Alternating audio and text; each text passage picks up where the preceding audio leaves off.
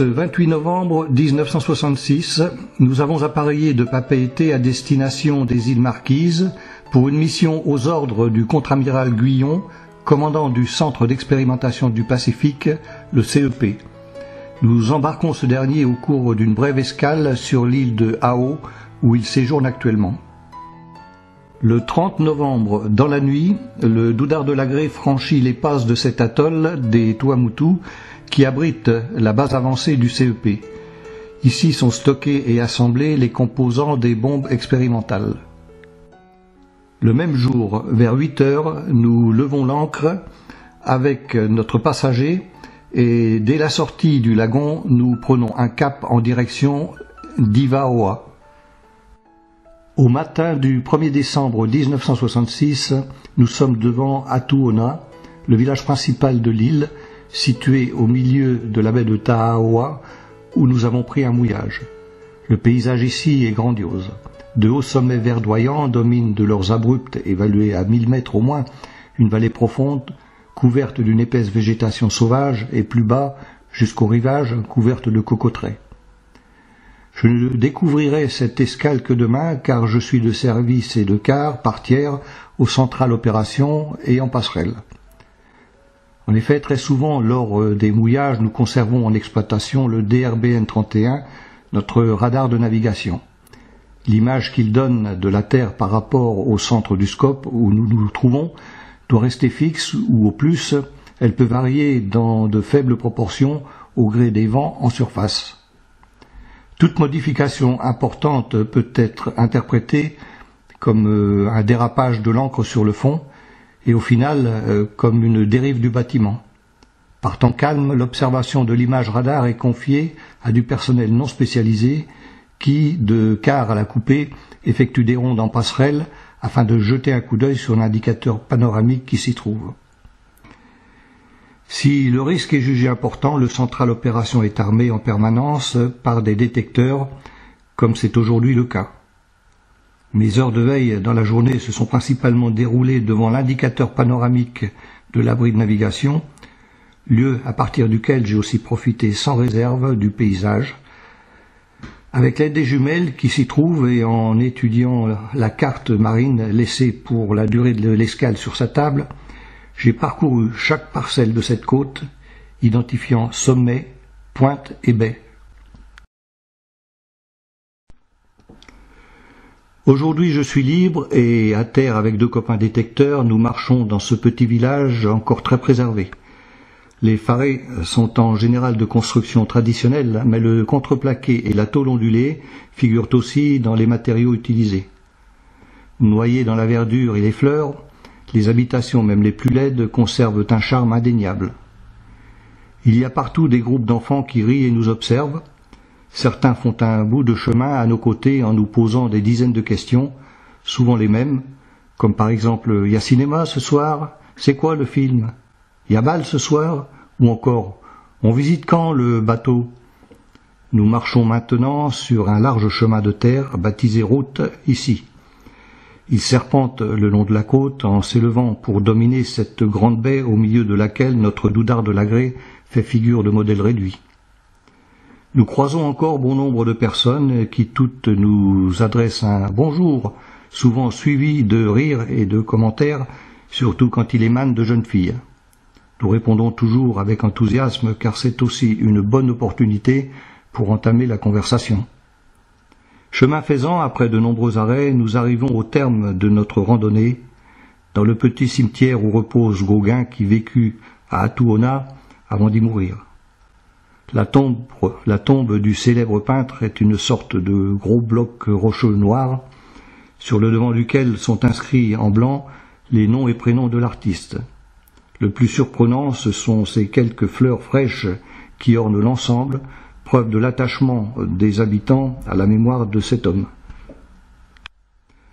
De retour au village, où finalement il n'y a pas beaucoup plus à faire maintenant, nous décidons de rentrer à bord pour y souper, prendre une douche et troquer le short contre un pantalon, vêtement plus adapté aux soirées fraîches et mieux à même de nous protéger des moustiques.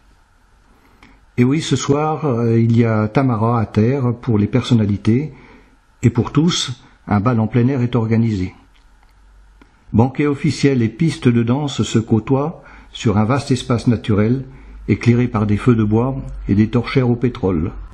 Comme tous les exclus du festin, nous sommes assis sur l'herbe, au milieu des villageois qui discutent, rient ou chantent quand ils ne participent pas au tambouré interprété par l'orchestre local. Certains d'entre nous assurent le spectacle en s'essayant à cette discipline.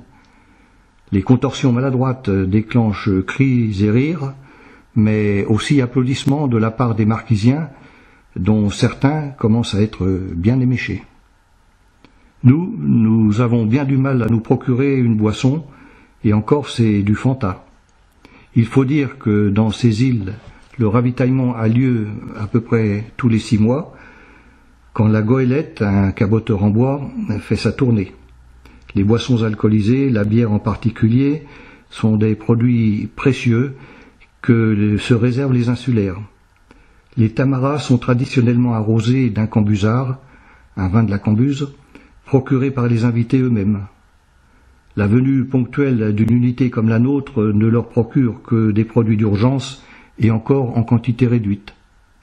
Après avoir assisté à quelques danses et chants interprétés par le groupe folklorique des villageois, bien avant la fin des festivités, nous décidons de rentrer à bord, évitant ainsi la dernière embarcation, toujours surchargée. Du 3 au 4 décembre 1966, escale à Nukuhiva. Nous venons d'arriver devant Taiohae, le village principal de Nukuhiva, qui est aussi le chef-lieu des îles Marquises. À l'issue du poste de manœuvre, un groupe de danse donne sur la plage arrière un spectacle plutôt différent de ceux auxquels j'ai pu assister à Tahiti. Si la musique et les chants se ressemblent, les danses font appel à plus de mouvements synchronisés et à une gestuelle évocatrice. Incontestablement, ils miment une histoire. Les costumes dont sont vêtues les femmes ne laissent pratiquement rien apparaître. Ce sont des robes longues et étroites, taillées dans des tissus paréos multicolores.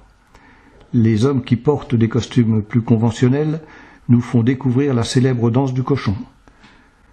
Nous devons bien sûr ce spectacle de bienvenue à la présence de notre passager étoilé, entre guillemets, c'est-à-dire l'amiral que nous avons à bord.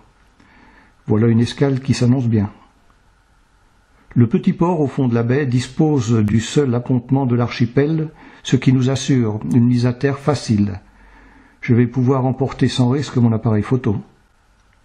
Après le déjeuner, notre petit groupe de détecteurs, le même qu'à la précédente escale, déambule sur la principale artère qui longe en partie l'océan. Nous avons décidé de louer des chevaux afin d'augmenter notre rayon d'action, mais pour cela, il semblerait que nous soyons un peu en retard. Les permissionnaires du matin ont raflé toutes les montures disponibles sur place. C'est donc bien en dehors de l'agglomération que nous espérons trouver les moyens de réaliser notre projet. Notre persévérance n'est que partiellement récompensée lorsque nous obtenons, non sans la réticence de sa propriétaire, un seul cheval.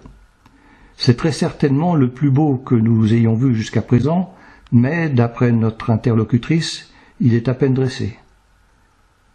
Les navigateurs explorateurs des siècles passés ont apporté ces chevaux de petite taille qui, livrés à eux-mêmes, après leur départ, ont fait souche et vivent maintenant dans la nature, en harde totalement libre. Donc notre animal, fraîchement capturé, malgré son allure placide, n'est encore qu'un sauvageon. C'est la perspective de gagner quelques francs CFP, des francs pacifiques, qui arrache la décision à notre loueuse. Elle prend quand même quelques précautions en nous fournissant une selle avec étrier, ce qui est un luxe ici car la plupart du temps la monte se fait accrue. La seconde précaution consiste à entraîner une dernière fois le cheval et à le fatiguer en lui infligeant un long galop ponctué de vigoureux changements de direction. La monture est maintenant devant nous, fermement maintenue par sa maîtresse à l'encolure et par ce qui fait office de mort, c'est-à-dire une simple corde tournée et nouée autour du museau. Du coup, personne ne se précipite pour enfourcher l'animal. Je fais valoir pour ma part mon absence d'expérience. Je n'ai jamais monté. Enfin, le plus courageux d'entre nous prend place sur la rustique selle de bois, en douceur et sans trop presser sur l'étrier pour ne pas provoquer de dérobade. Instantanément, le canasson se met en marche, sans précipitation, et il ne faudra pas longtemps à son cavalier pour comprendre qu'il va là où il a décidé d'aller, faute sans doute d'avoir assimilé les commandements humains. Il suit le chemin qui mène à la plage, et là, sans une hésitation, il s'engage dans l'eau jusqu'au poitrail, offrant ainsi un bain de pied et plus à notre vaillant jockey. Toujours seul maître de la situation, la bête finit par se choisir un coin d'ombre sous les cocotiers qui bordent la baie. Avec 1000 précautions, il est alors procédé à un changement de cavalier. C'est mon tour, et, pas très rassuré, je cède très vite la place, après m'être fait photographier.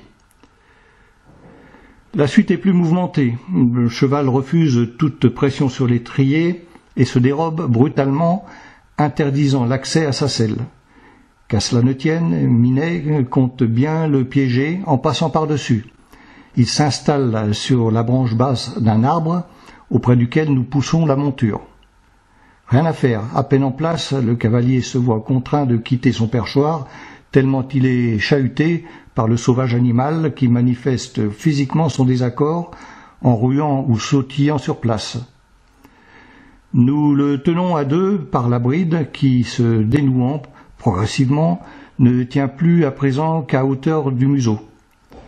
C'est ensuite de cette façon que nous halons le canasson, non sans peine, jusqu'à son enclos. Là, le sourire amusé de la patronne nous encourage à solliciter un remboursement partiel de la location. À présent, c'est sur nos deux jambes que nous rejoignons la plage pour une baignade librement consentie et en maillot cette fois. En fin d'après-midi, nous vérifions très vite l'authenticité des informations diffusées à bord par la feuille de service qui nous mettait en garde contre les nonos, en grand nombre sur cette île, tant en forêt que sur les plages. Avant le crépuscule, je relève déjà des dizaines de ces petites mouches de 2 mm environ qui se baladent sur tous les endroits découverts de mon anatomie. Je me réfugie dans l'eau, c'est efficace, en tout cas dans l'immédiat. La vraie solution consiste à se couvrir ou encore mieux à quitter l'endroit, ce que nous tardons hélas à faire. Dans la soirée, les démangeaisons provoquées par de nombreuses piqûres s'intensifient, ce qui ne nous empêche pas de musarder encore dans le village jusqu'à l'heure du repas.